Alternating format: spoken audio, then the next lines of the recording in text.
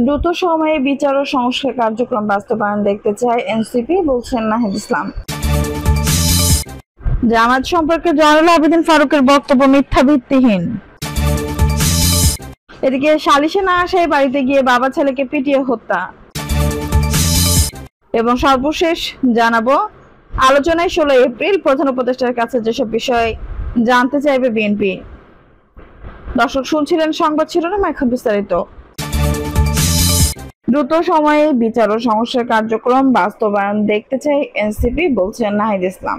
জাতীয় নাগরিক party NCP আহ্বায়ক নাহিদ ইসলাম বলেছেন, দ্রুত সময়ের মধ্যে আমরা বিচার এবং সংস্কার কার্যক্রম বাস্তবে দেখতে চাই। নাহিদ ইসলাম বলেন, নাগরিক পার্টি বর্তমানে বিচার, কাঠামোগত সংস্কার এবং গণপরিষদ নির্বাচনের বিষয়গুলোকে রাজনৈতিক এজেন্ডার কেন্দ্রবিন্দু হিসেবে গ্রহণ করেছে।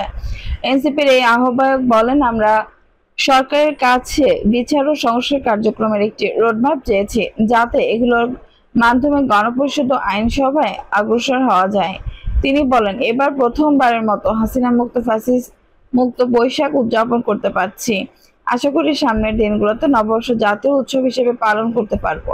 জুলাই বিপ্লব প্রসঙ্গে তিনি বলেন, আমরা দেখতে পাচ্ছি ফ্যাসিবাদ বিরোধী শক্তিগুলো জুলাই বিপ্লবের আকাঙ্ক্ষাকে সেভাবে ধারণ করছে না। অথচ আমরা তখনই বলেছিলাম, এটি কেবল কোনো ব্যক্তির পরিবর্তনের জন্য নয়, বরং একটি নতুন রাজনৈতিক বন্দোবস্ত প্রতিষ্ঠার আন্দোলন। তিনি আরো বলেন, গণ অভ্যুত্থান কেবল দল বা ব্যক্তির বিরুদ্ধে নয়, এটি রাষ্ট্রের আমূল কাঠামোগত পরিবর্তন, মানুষের ন্যায় বিচারের অধিকার এবং এটি ইনসাফ ভিত্তিক সমাজ প্রতিষ্ঠার জন্য আন্দোলন। জামায়াত সম্পর্কে জয়নুল আবেদিন ফারুকের বক্তব্য মিথ্যা ভিত্তিহীন। বিএনপি চেয়ারপারসন উপদেষ্টা জয়নুল আবেদিন ফারুক জামায়াত ইসলামীর মসজিদে মহিলাগুলোকে একত্রিত করে ভেস্তে টিকিট দেওয়া শুরু করেছে মর্মে যে বক্তব্য দিয়েছেন তা ভিত্তিহীন ও মিথ্যা দাবি করে তীব্র নিন্দা প্রতিবাদ জানিয়েছে বাংলাদেশ জামায়াত ইসলামী জনপ্রিয়তা ঈর্ষান্বিত হয়ে তিনি জামায়াত ইসলামের বিরুদ্ধে আজগুবি বানোয়াট ও হাস্যকর বক্তব্য দিয়েছেন উল্লেখ করে রফিকুল ইসলাম খান বলেন, তার মতো একজন প্রবীণ ব্যক্তির মুখে ধরনের হালকা বক্তব্য মানায় না। জামায়াতের সমালোচনা করার মতো কোনো কিছু না পেয়ে জয়নুল আবেদিন ফারুক ইসলামী দাওয়াত সম্পর্কে কটাক্ষপূর্ণ হাস্যকর বক্তব্য দিয়ে নিজের মর্যাদা ক্ষুণ্ণ করেছেন। এভাবে আজগুবি ও আশার বক্তব্য দিয়ে জনগণকে বিভ্রান্ত করার চেষ্টা অত্যন্ত হাস্যকর। নিজের অবস্থান ও মর্যাদার কথা চিন্তা করে জামায়াত সম্পর্কে বানোয়াট ও হাস্যকর মিথ্যা বক্তব্য দেওয়া থেকে বিরত থাকার জন্য তিনি বিএনপি নেতা জয়নুল আবেদিন ফারুককে প্রতি আহ্বান জানান। সালিশে না আসায় বাড়িতে গিয়ে বাবা ছেলেকে পিটিয়ে হত্যা। ময়মনসিংহের ফুলবাড়ির চুরির অপরাধে বাবা ছেলেকে পিটিয়ে ও কুপিয়ে হত্যার ঘটনা ঘটেছে। রোববার দুপুর 1টার দিকে উপজেলার নাওগাঁয় পশ্চিমপাড়া গ্রামের এই ঘটনা ঘটে। এ ঘটনায় 3 জনকে আটক করেছে পুলিশ। পুলিশের স্থানীয়রা জানায়, আব্দুল গফুরের প্রতিবেশী প্রবাসী রাশেদ কিছুদিন আগে দেশে ফেরেন। 2 দিন আগে তার ঘর থেকে কিছু কাগজ ও একটি মুঠোফোন চুরি হয়। এ ঘটনায় আব্দুল গফুরের ছেলে মেহেদী হাসানকে অভিযুক্ত করে রোববার বেলা 11টার দিকে সালিশ বসানো হয়।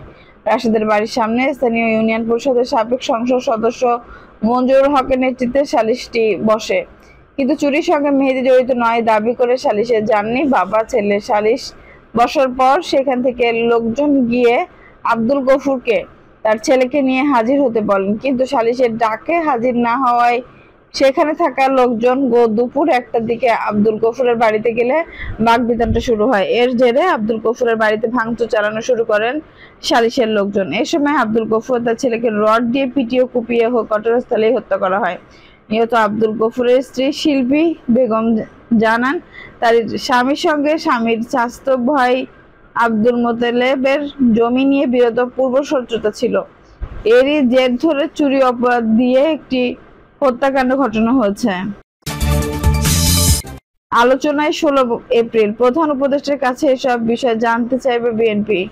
রাজনৈতিক অঙ্গনে এই মুহূর্তে আলোচনায় 16 এপ্রিল। এদিন প্রধান উপদেষ্টা অধ্যাপক ডক্টর মোহাম্মদ ইউনূস সঙ্গে বৈঠক বসবে। বিএনপি ত্রয়োদশ জাতীয় সংসদ নির্বাচনের টাইম ফ্রেমে নিয়ে সরকার ও বেশিরভাগ রাজনৈতিক দলের মাধ্যমে যখন টানাপোড়েন চরমে, তখন এই বৈঠক অনুষ্ঠিত হতে যাচ্ছে।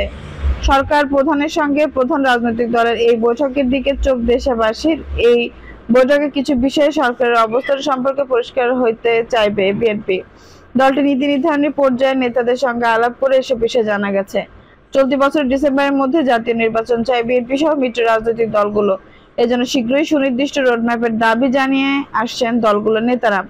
বিএনপি ও দলটির মিত্র রাজনৈতিক দলগুলোর শীর্ষ নেতাদের মতে এখানেই নির্বাচন করতে হবে এমনটা তারা বলেছেন না। ন্যূনতম সংস্কার দ্রুত শেষ করে নির্বাচন করলে সমস্যাগুলো অনেকটা সমাধান হবে।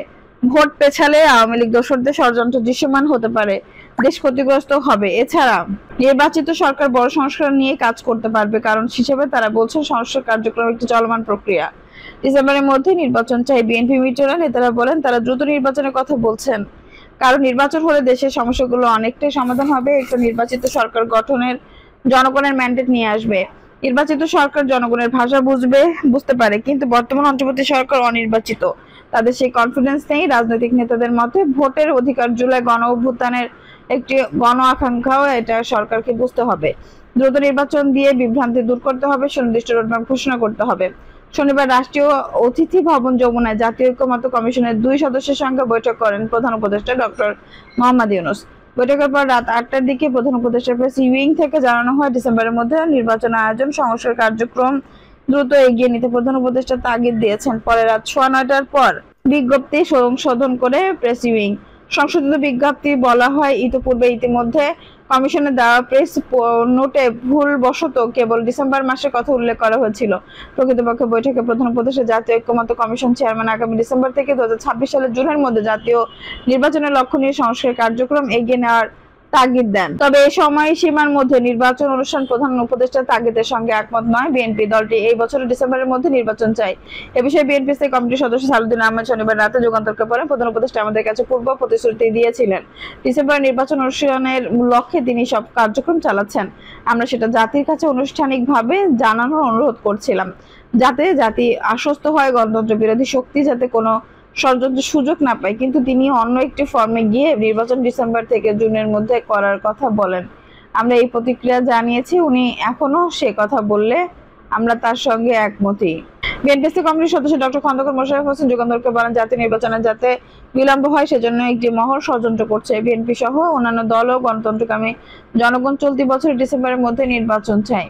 16 এপ্রিল প্রধান উপদেষ্টার সঙ্গে বৈঠক করবে বিএনপি। সেখানে নির্বাচনের সময় সহ অন্য বিষয়গুলো সুনির্দিষ্ট জানতে চাওয়া হবে।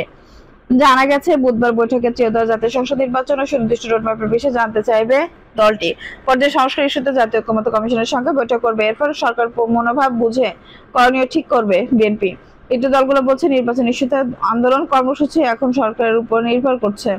দ্রুততম সময়ে নির্বাচনী রোডম্যাপ ঘোষণা না হলে বিএনপি সহ মিত্র দলগুলো কর্মসূচি দিয়ে যাবে।